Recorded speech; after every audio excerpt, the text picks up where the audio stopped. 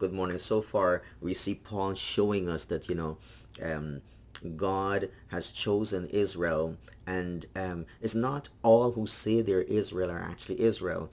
Not all who are in the church are really the church. He said it's only the children of promise, not all the other children, but only Isaac.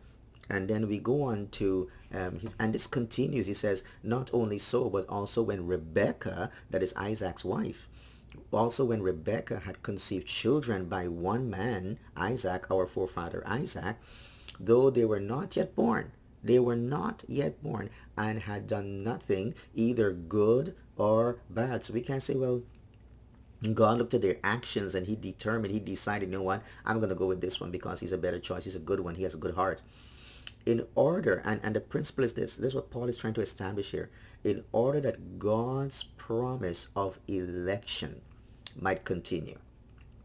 Not because of works, our good works, but because of him who calls or him who chooses. You see, this God that we serve is a God of providence. He makes decisions. He makes his promises. He decides what he wants to do, and he can choose a man. He can call a man. He can decide what he's going to do. Like Jeremiah, even within his mother's womb, he called him.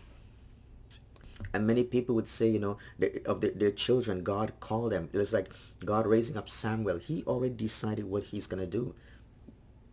And we cannot argue with that because God is God. He can do whatever he likes, and he does. He does because he is God. He is God.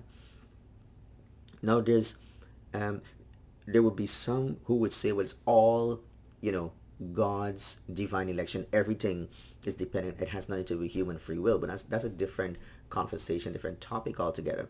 But and somewhere along in the middle there is the, I believe, the true position. The truth is. But the point here that Paul is making, that God makes these decisions, and he chose not based upon what he saw people doing. He already determined in his mind who's going to choose. So she was told, the older shall serve the younger. God told Rebekah this. The babies were jostling in her womb, and she was praying. She didn't know what was going on. She went to God and with Isaac, and she was told the older one is going to serve the younger one. So God doesn't say, well, okay, because you're older, you're the boss, you're going to be the head. It's like David. All his brothers were there. No one regarded David. No one could, even his father didn't consider him. It's only when Samuel went down through the line, and he says, well, and God is not choosing any of them. Samuel asked the question, is there another son? And his father Jesse said, oh yes, there's one in the field, the youngest one. He's a shepherd and so on. And when he came, he's the one that God chose. The older shall serve the younger. And I do love the fact that God chooses the unlikely. God chooses the ones that people would disregard, the ones that people would push aside. He chooses those individuals. It's not based upon your appearance, beauty, or whether you're handsome or you're tall, or you're very smart, or you're a great speaker. You've got great skills, great abilities. Many times God doesn't do that because he knows that those people are going to rely on their ability, their skills, and things like that. But God just jumps in and he chooses. He says, okay, this is the one I'm going to call, and that's the one he uses. Glory be to his name. The older will serve the younger. Bless God. I'll see you tomorrow.